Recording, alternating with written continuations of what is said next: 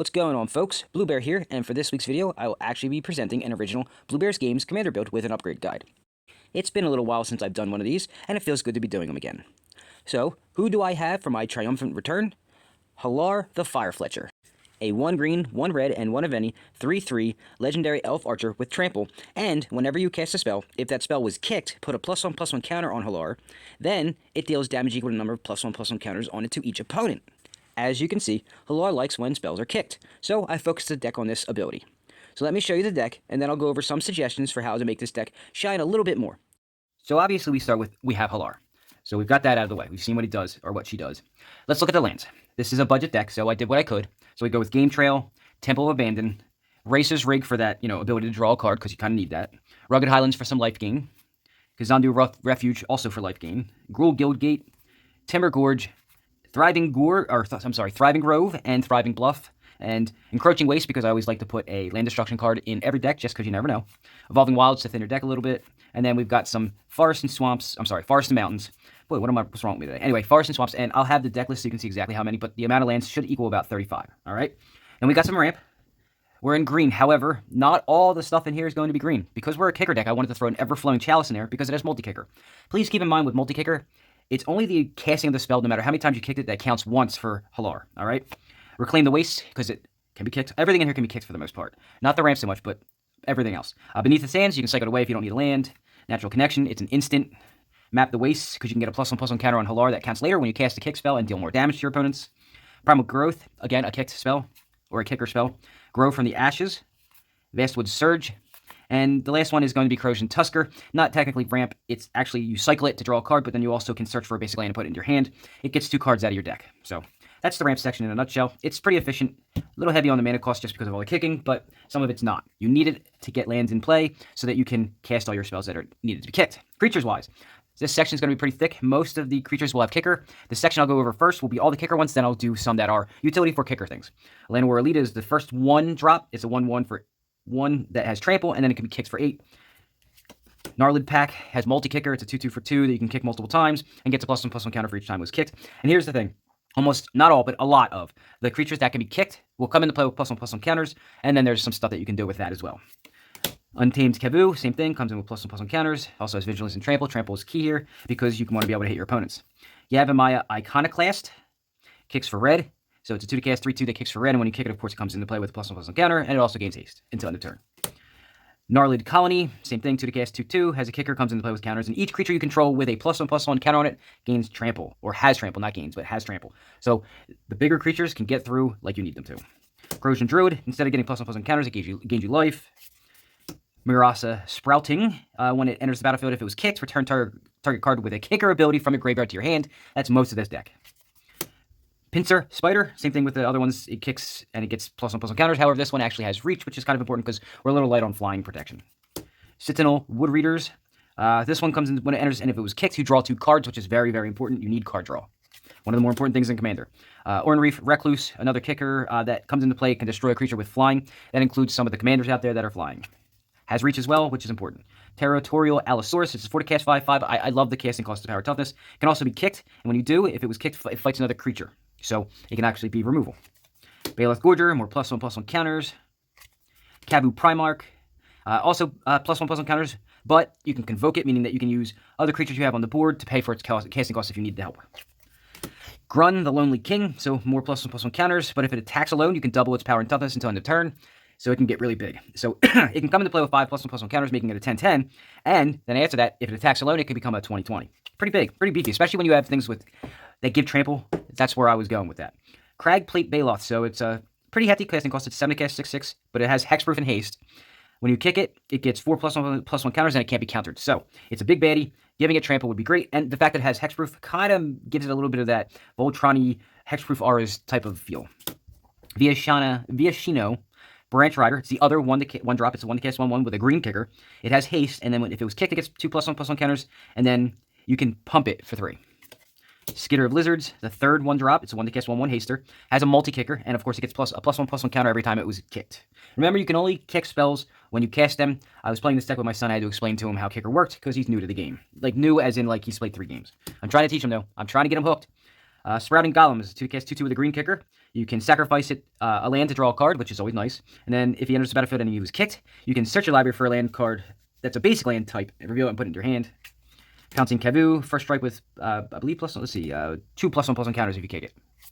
Get 2 Chronicler, you can get a instant or sorcery from your graveyard back to your hand if you kick them. Good for that ramp stuff, and then a couple other little goodies I've included in here. Flame Tongue Yearling, so 2 to cast 2/1 with a multi-kicker. Enters the battlefield with a +1/+1 counter on it for each time it was kicked, and then it deals damage equal to its power to target creature, so it's a little bit of removal. It's a Flame Tongue Kavu, but with a little bit of oomph to it. Goblin Ruin Blaster, 3 cast 2/1 with haste and kicker, and if it was kicked, you can destroy a non-basic land. My second piece of land destruction in here, it's definitely needed. Keldon Overseer, so if it was kicked, let's see, you gain control of a creature until end of turn. It gains haste, and then, of course, you can do whatever you want with it. Skizix, it's kind of like a kickable ball lightning. It is a 4 to cast 5/3 with trample and haste, and then if you didn't kick it, you sacrifice it at the end of turn. If it was kicked, you don't have to sacrifice it. Oops, skipped one. Scorch Rider, another kicker, that's 4/3, and if it was kicked, it gains haste. So nothing too spectacular there. Varric's Bladewing, so it's a 4 to cast 4/4 flyer, kicker of 3, and then it enters the battlefield. If it was kicked, you also create another 4/4 dragon with flying. Deathforge Shaman has a multi-kicker. It's a 5 to cast 4/3, a little high on the casting cost, but it has multi-kicker. And for each time it was kicked, it deals damage to target player equal to the number of times. And the last creature that has to deal with kicker is Myriad Construct. It's a 4 to cast 4/4. If it was kicked, it enters the battlefield with a single +1/+1 counter on it for each non-basic land your opponents control. So if you're playing somebody with a really expensive deck, this thing could be huge. And he has a leaves the battlefield effect, which says that, not really leaves the battlefield. If he's targeted by an opponent, anybody. Let me rephrase that. When he becomes the target of a spell, sacrifice it, and then create a number of 1/1 colors construct artifact creature tokens equal to its power. So if it has, for some reason, 9 counters on it, and it's a 13/13, when he gets targeted, you can sacrifice him to create 13 1/1s. Nothing too spectacular, but at least it helps the deck a little bit. The non-kicker creatures that help them are things like Elfhame Druid. It's a little bit of ramp. It taps that. It's a mana dork that adds a green, and then it adds 2 green if you cast a kick spell. It's always nice, right? Vine Gecko, so the first kicked spell you cast each turn, not just yours, but your opponent's as well, costs 1 less to cast, which is very nice because these, kicker stuff is a little more expensive mana-wise. Whenever you cast a kick spell, you can put a +1/+1 counter on him as well. Longshot Squad, I wanted to kind of help with the flying, so I use this in my bear deck a lot because they come into play with +1/+1 counters, and so do most of these creatures. Those things that have +1/+1 counters on them now have reach, which helps against flying decks. Thunderscape Familiar, it doesn't have anything to do with kicker, however, it makes black and green spells cost 1 less to play. Most of the spells in here are green, not all of them. It's kind of like 75-25, so it helps reduce the cost of green spells, all of them, not just kicker ones. And the last one is Goblin Anarchomancer. 2 to cast 2/2 that makes each spell you cast that's red or green cost 1 less to cast. Again, I tried to bring the cost of things down for this deck because kicker is very heavy on the mana costs. Alright, destruction spells, because we're in red and green, we need a little bit of them, right? So Return to Nature gets rid of an artifact enchantment, or it can exile something from somebody's grave. Could be useful, most of it's for the artifact or enchantment removal. Naturalize, same thing, only it just does an artifact or enchantment, doesn't exile a card. Bramble Crush destroys a non-creature permanent, so an artifact, a planeswalker, a land, an enchantment, things like that. It's very helpful. Overload, it's a kicker destruction spell. It destroys an artifact if its converted mana cost is 2 or less, so it's a soul ring killer. And then if you paid the kicker cost, you destroy the artifact if its converted mana cost is 5 or less. Okay? So you can get rid of some big nasty stuff out there. And Destructive Reveille is the last destruction spell that's pure destruction. I'm going to have another section in a second that is going to be damage-based destruction. This one destroys an artifact or enchantment and deals 2 damage to that permanent's controller. So a little bit of damage, always useful. So the stuff that's damage-based is more for the kicker stuff. So Cinderclasm, it's 2 to cast with a kicker cost of 1.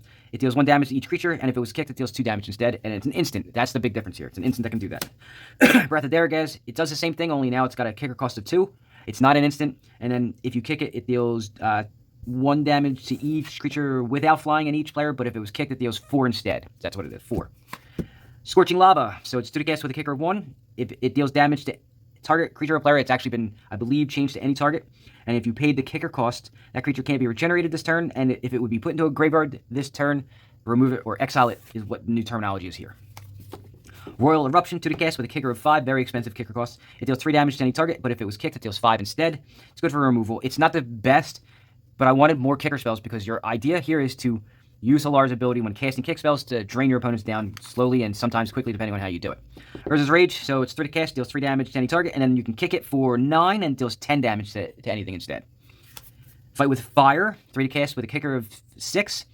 Deals 5 damage to target creature. If the spell was kicked, it deals 10 damage divided any way you choose among any number of targets instead, which is always nice.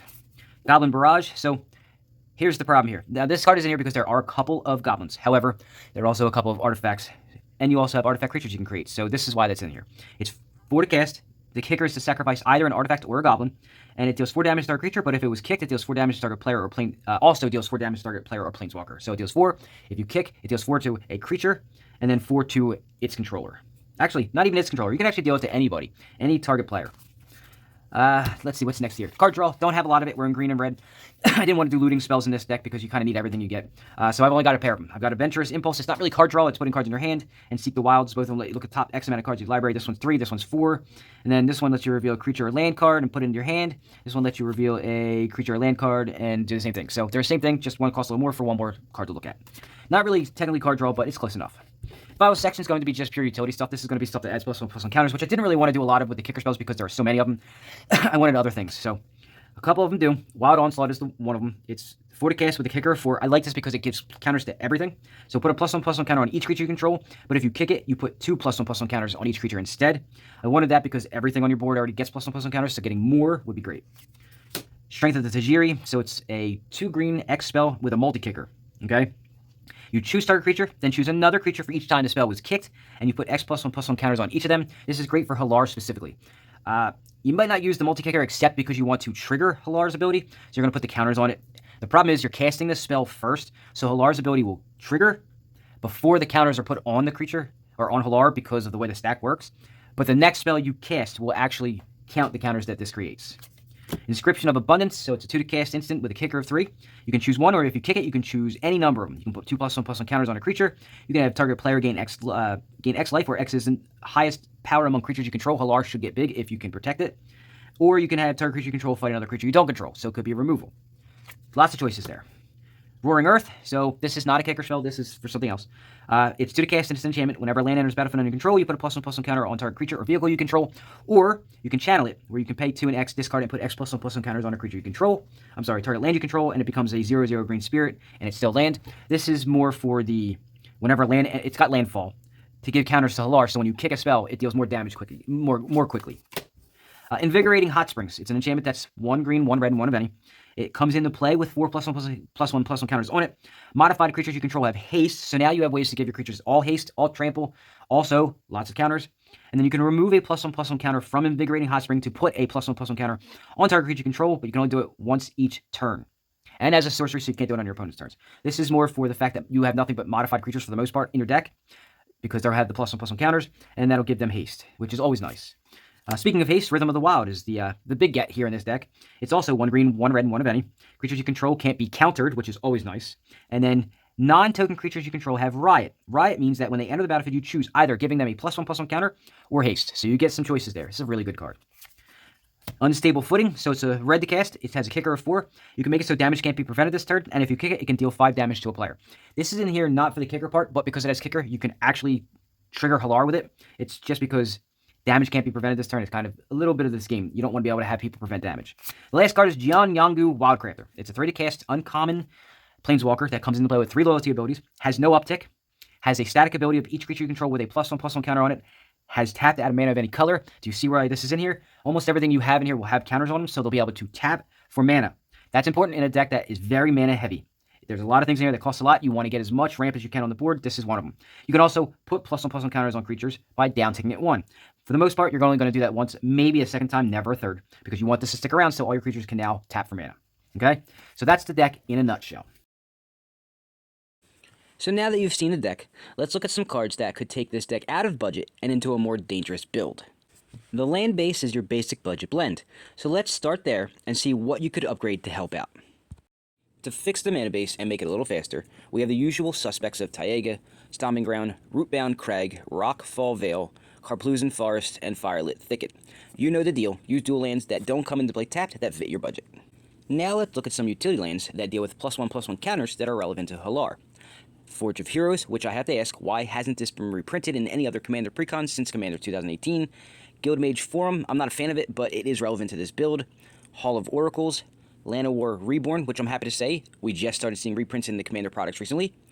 Opal Palace, Oran Reef the Vastwood, Tyrite Sanctum has the ability to make Hallar indestructible, which is pretty nice. Rogue's Passage for some ability to do a Voltron-style build. And Karn's Bastion is the best of all the lands that deal with +1/+1 counters because Proliferate is really useful in a deck where most of your creatures can gain counters of some kind. As far as ramp goes, being in green, as I've mentioned numerous times in previous videos, affords you the ability to use actual ramp instead of mana rocks. So things like Nature's Lure, 3 Visits, Farseek, Into the North if you use snow lands as your basics instead of regular lands, and Hunting Wilds if you want another kicker spell work well. You can use rocks if you want to, of course, but I really think the green ramp spells really do the job well enough for this build. As far as creatures go, I included most of the relevant creatures with kicker in the deck already, and I know I missed a couple simply just because I didn't have them, but there are a few creatures that don't have kicker that could kick this deck up a notch too.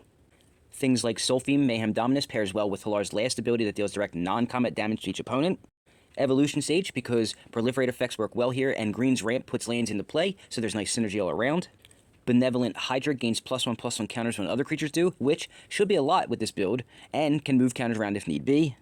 Slippery Bogbinder has a really cool interaction that can end the game here. You cast him to move all of the +1/+1 counters you have on the board to Hallar, then cast a spell with kicker, and voila, each opponent takes a huge chunk of damage, hopefully enough to end the game. What would be even better is if you have an instant spell to kick, so you could do this at the end of your opponent's turn before you go. Vigor prevents damage to your creatures and gives them +1/+1 counters equal to the damage that's been prevented. And finally, Kodama of the West Tree gives modified creatures trample, and when they deal combat damage to a player, allows you to get a basic land from your deck and put it into play. Now, let's look at some spells. Most of the spells with kicker added +1/+1 counters. While that's okay, I want more than that from the kick spells, because that seems kind of boring. So what else can we do? Comet Storm provides us with damage that can be spread out amongst anything you want with enough mana, and Molten Disaster is a kickable Earthquake. It's not very exciting, but that's what's left that's relevant. Then spells without kicker you can use are Inspiring Call for card draw and creature protection, Chandra's Ignition can be a board wipe or even a game ender, and Jeska's Will is just great utility. Honestly, besides removal and +1/+1 counter shenanigans, there's not much else here, so let's just move on to the enchantments. There are some really good enchantments that this build can use, but they come at the cost of your wallet. Green is famous for doubling counters by halving your wallet with cards like Doubling Season and Branching Evolution, but we also have more budget-friendly but less effective cards like Hardened Scales and Master Chef. Then there is a new card from Phyrexia, aptly named All Will Be One, which deals damage to things when you place counters, which this deck does frequently. Next, we have the normal good stuff enchantments like Sylvan Library, Abundance, and Guardian Project for card draw, Dictate of the Twin Gods, Gratuitous Violence, and Fiery Emancipation for doubling and even tripling damage you deal. And the last thing I will suggest is adding Cryptolith and/or Song of Frailus, because in playtesting, I found this deck was a little hungry for more mana. Of course, my son was playing it when testing, and he is newer to the game, so he may just not have been playing the game as efficiently or as effectively as I would have been. Now let's look at some artifacts. There aren't many artifacts that help this build, but the ones that do help in a big way. The Ozeloth helps keep those counters around that you work so hard to acquire if something dies. Strionic Resonator and Lithoform Engine can help Hallar's damage ability trigger additional times to hasten the process of beating your opponents. Grafted Exoskeleton can help really speed the game up by giving Hallar Infect, making his ability only need 10 damage to win the game. The Great Henge does so much that you should probably just put this in any deck that is creature-based. Lifecrafter's Bestiary provides card draw for the small price of mana. And of course, you can protect Hallar with the normal slew of equipment, Lightning Greaves, Swiftfoot Boots, and Darksteel Plate. Like I said, there aren't many artifacts, but what artifacts there are extremely helpful. Now let's see if there are any walkers you might want to add. Truth be told, there are no walkers that are absolute bangers, or must-haves if you will, for this deck. There are some that can help add counters or draw you cards though, so I suggest Nissa Voice of Zendikar, which can do both. Other than that, I would say play with the different ones that can do these things, and let me know in the comments if you can see any other walkers in these colors that would help the deck. In the meantime, let's look at a possible combo for this deck. I wanted a combo that fits the deck's theme naturally, so I believe this one should do just fine. I already suggested earlier All Will Be One as an upgrade. So, just add War Elemental to create an infinite loop of adding counters and doing damage. This is a pretty simple and straightforward combo, so I will just leave it at that, but if you have any questions about it, just send me a message or ask in the comments section. And there you have it for my budget commander deck build and upgrade guide for Hallar the Firefletcher. This is a fun little build that can take a little getting used to, but once you do, it can be a lot of fun and quite sneaky. Like all of my budget commander builds, this is available for purchase on the Blue Bears Game Facebook page and on the Facebook Marketplace. The details of how will be given in just a few moments. Hope you enjoyed, and please join me next week for another Blue Bears Games original deck build. Thanks for watching. If you have any comments, questions, suggestions, or concerns, or you just want to talk or chat about any of the videos I put out, you can do so using any of the methods I have displayed here. Additionally, if you would like to support the channel, you can do so in 3 ways. Donations are accepted and greatly appreciated. I have 3 methods with which you can do so displayed on the screen, and keep in mind that no amount is too small. If donations aren't your thing, and you would like to get something for your money, that's great too. I sell a lot of the decks I present on the channel, as well as mystery packs. So, if you're interested in any of these, you can contact me using the information I have up on your screen right now. Directly contacting me is usually the best and cheapest way to do so, but you can always look at what I currently have available on the Facebook Marketplace. And lastly, if you want to show your love and support for the channel, but like myself, are a little strapped for cash, it doesn't cost you anything to subscribe to the channel if you haven't done so yet, watch some videos and give them a like, and possibly share them out on your social medias you use to help spread my content to more people. No matter what way you choose is greatly appreciated and will help support the channel, and I thank you for it. Sadly, that is all the time I have for this video. Thank you for watching, and please, stick around and watch some of the many great videos I've posted over the last few years, and remember to check back again for new content I'll be posting every week. Have a great day.